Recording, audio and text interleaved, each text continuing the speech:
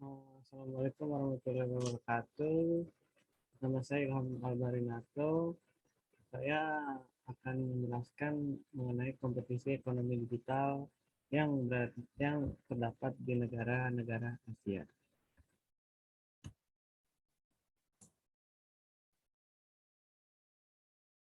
Nah, selanjutnya apa itu ekonomi digital? Ekonomi digital merupakan jenis ekonomi yang memanfaatkan teknologi digital atau semuanya beralih menggunakan internet. Kemudian komponen-komponennya yaitu seperti industri TK, aktivitas e-commerce antar perusahaan dan individu, distribusi digital barang-barang dan jasa-jasa, dukungan pada penjualan barang, terutama sistem dan jasa yang menggunakan internet. Kemudian konsep yang digunakan pada ekonomi digital yaitu seluruh kegiatan ekonomi yang menggunakan bantuan internet dan juga kecerdasan buatan atau yang bisa disebut dengan AI, Artificial Intelligence. Nah, kemudian di sini saya mendapatkan referensi data-data ekonomi digital. Yang pertama berasal dari sumber setnek.government.id. Pada situs setnek ini menjelaskan tentang bagaimana perkembangan ekonomi digital yang berada di Indonesia. Yang pertama, di Indonesia itu ekonomi digital sangat berkembang pesat. Yang perekonomian Indonesia berkembang pada angka 5,01%, sementara itu ekonomi digitalnya berkembang secara menyeluruh yaitu sebesar 7,3%. Dan pada situs setnek.go.id ini menjelaskan tentang digitalisasi ekonomi yang mempunyai 3 faktor. Yang pertama yaitu financial benefit, yaitu memberi manfaat ekonomi yang dahsyat bagi ekonomi suatu bangsa. Misalnya nih, Indonesia sebagai pasar terbesar untuk e-commerce di Asia Tenggara yang nilainya saat ini kurang lebih dari 2,5 miliar dolar dan diprediksi pada tahun ini akan menjadi 20 miliar dolar. Yang kedua yaitu job creation. Pada job creation ini diperkirakan ada 26 juta pekerjaan baru di tahun 2002 ini. Akibat dari ekonomi digital yang kebanyakan dipengaruhi oleh usaha mikro menengah, kecil dan menengah atau yang disebut dengan UMKM. Dan faktor yang ketiga yaitu ada buyer benefit. Buyer benefit ini bisa dilihat dari harga-harga di marketplace e-commerce yang biasanya lebih murah dibanding toko konvensional atau toko offline yang ada cara penjualannya secara offline atau secara konvensional. Keempat, ada social equality. Dan lalu ekonomi digital telah berdampak terhadap kesetaraan gender, inklusi layanan keuangan, pemerataan pertumbuhan, dan masalah sosial lainnya. Capaian-capaian tersebut sekaligus menunjukkan semakin diperhitungkannya Indonesia di kawasan regional Asia Tenggara, di mana platform-platform yang ada di Indonesia seperti Gojek, Traveloka, Tokopedia, Bukalapak, Shopee, dan lain-lain itu mencapai 30% pendapatan dari total pendanaan di Asia Tenggara, angka yang cukup besar. Kiranya untuk pada kuartal pertama pada 3 tahun pertama dari tahun 2018, 2019, dan juga 2020.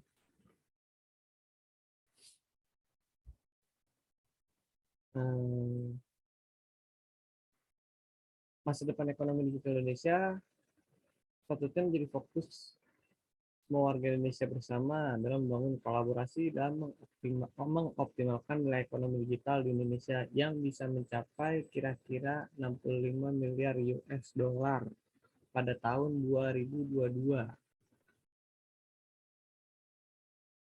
Nah, kemudian menurut data World Market Monitor Economy, digital proyeksi menyumbang 155 miliar dolar atau 9,5% terhadap produk domestik bruto atau PDB Indonesia pada tahun 2025 nanti. Sumbangan itu terdiri atas peningkatan lapangan kerja senilai 30 miliar dolar Amerika Serikat atau setara dengan 2,1% PDB, serta mendorong produktivitas 120 miliar dolar Amerika Serikat atau 7,4% PDB.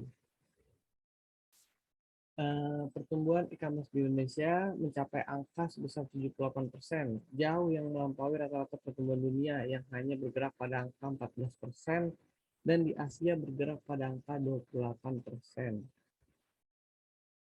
Wow. Dalam perjalanannya, kini kita dapat menyaksikan terdapat 4 startup, yaitu Gojek, Traveloka, Tokopedia, dan Bukalapak, yang mencatatkan evaluasi di atas 1 miliar US dollar, yang membanggakan seluruh generasi milenial sebagai masa depan penggerak ekonomi Indonesia, terutama di ekonomi digitalnya. Kemudian sumber kedua yaitu Indonesia jadi pasar ekonomi digital terbesar di Asia Tenggara menurut bisnis liputan 6.com.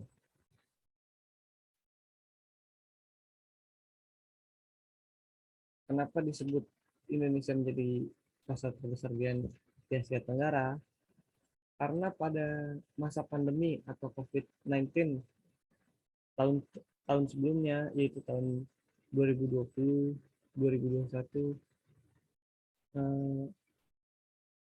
Asia Tenggara itu tercatat memiliki konsumen sebesar 37% konsumen digital ekonomi di Asia Tenggara ya. Dan Indonesia merupakan salah satu konsumen terbanyak di Asia Tenggara dalam penggunaan ekonomi digital. Lebih dari setengah konsumen digital baru, yaitu sekitar 56% berasal dari daerah non-metro dan 90% berasal dan sisanya berasal dari daerah metro.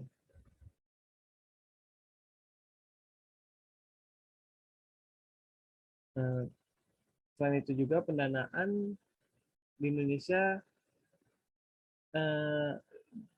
dengan dibukanya 202 kesepakatan investasi senilai 2,8 US dollar miliar selama paruh pertama 2020 dibandingkan pada tahun 2019 dengan total nilai 3,2 miliar dari 355 kesepakatan investasi sepanjang tahun 2019. Indonesia sangat menjadi wajar kalau Indonesia menjadi konsumen terbesar di Asia Tenggara. Selanjutnya, di sini ada laporan data nilai ekonomi internet pada Southeast Asia. Nah, di sini terdapat Vietnam. Di sini terdapat Vietnam dengan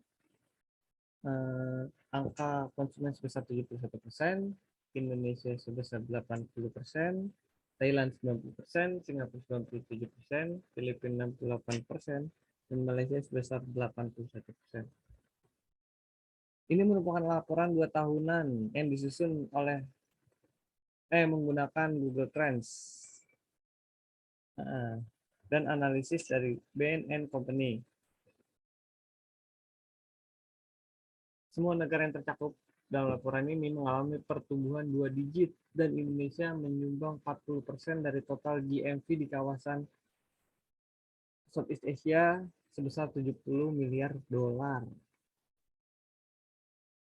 GMV e-commerce Indonesia diproyeksikan tumbuh dari 30 miliar dolar pada 2020 menjadi 53 miliar dolar pada 2021 dan CAGR diproyeksikan naik 18% menjadi 104 miliar dolar hingga tahun 2025 nanti.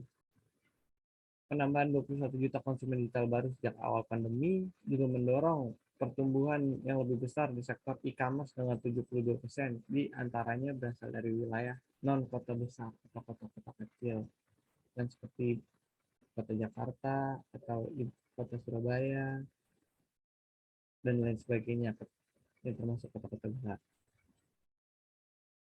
Dengan volume penulisan di Google untuk pertanyaan seputar pedagang naik 18 kali lipat sejak 2017, tertinggi di antara 6 negara di Asia Tenggara.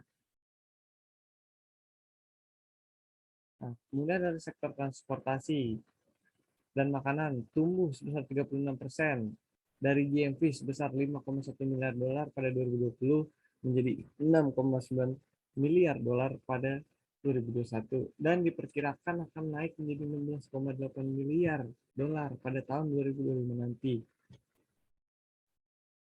dengan CAGR sebesar 20%. Sektor media online tumbuh 48%, dari 4,3 miliar dolar menjadi 6, miliar dolar selama periode yang sama, dan diperkirakan tumbuh menjadi 15,8 miliar hingga 2025 dengan CAGR 28%. Kemudian ada transportasi online dengan 55% pengguna baru di Asia Tenggara. Setidaknya seminggu sekali, dibanding 38% pelanggan lama yang telah menggunakan transportasi online.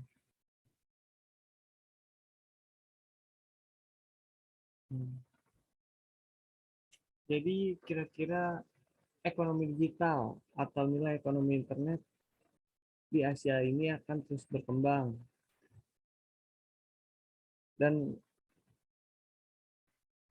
akan terjadinya perubahan signifikan di semua negara, perkembangan signifikan di semua negara yang ada di Asia, terutama di Asia Tenggara dan maupun Indonesia. Karena pengguna internet di Indonesia seperti yang sudah saya jelaskan tadi, bukan hanya di kota-kota besar, tapi di kota-kota non besar atau non metro juga menggunakan internet atau kecerdasan buatan, karena banyak sekali fitur-fitur yang dapat digunakan di media online atau internet, seperti contohnya di platform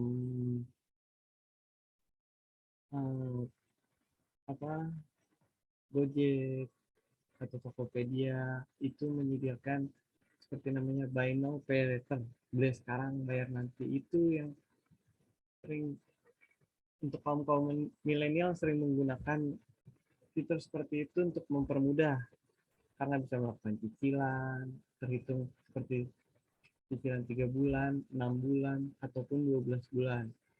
Jadi mereka menyicil secara online dan membayar setiap akhir bulan. Dan kemudian ini ada penjelasan tentang wirausaha merdeka. Apa sih itu wirausaha merdeka? Wirausaha merdeka adalah bagian dari program kampus Merdeka Kementerian Pendidikan, Kebudayaan, Riset, dan Teknologi Indonesia yang memberikan kesempatan kepada mahasiswa belajar dan mengembangkan diri menjadi calon wirausahawan melalui aktivitas di luar kelas perkuliahan. Program ini berkolaborasi dengan perguruan tinggi. Pelaksana program mengembangkan pembelajaran wirausaha yang mampu mengasah jiwa kewirausahaan, mendorong peningkatan pengalaman wirausaha, dan peningkatan kemampuan daya kerja mahasiswa.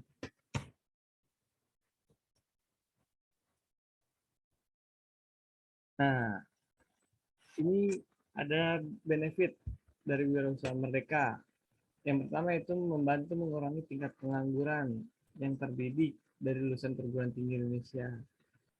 Nah, maksudnya di sini yaitu membantu para sarjana atau D3, S1 untuk mengurangi pengangguran apabila setelah lulus mereka belum mendapatkan pekerjaan. Yang kedua, menerapkan mindset dan kompetensi dasar di bidang kewirausahaan. Jadi apabila belum memiliki pengalaman, jadi di sini akan belajar atau nantinya akan memiliki mindset dan memiliki kompetensi untuk berkompetisi di bidang kewirausahaan.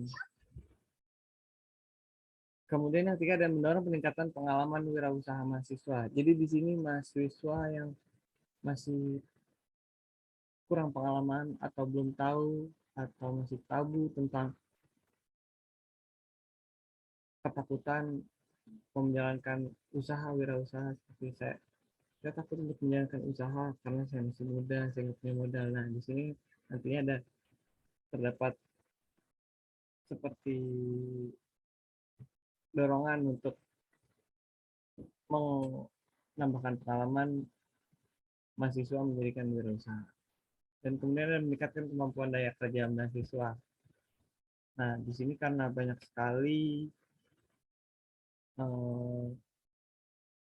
pekerja-pekerja di luar sana, jadi di sini dapat meningkatkan daya saing lulusan baru ataupun mahasiswa yang telah lulus kuliah atau lulusan baru. Dan yang terakhir membantu meningkatkan kapasitas dan kualitas lulusan perguruan tinggi. Dan ini merupakan referensi yang saya berikan pada slide yang sudah saya bacakan tadi. Kurang lebihnya mohon maaf. Terima kasih. Assalamualaikum warahmatullahi wabarakatuh.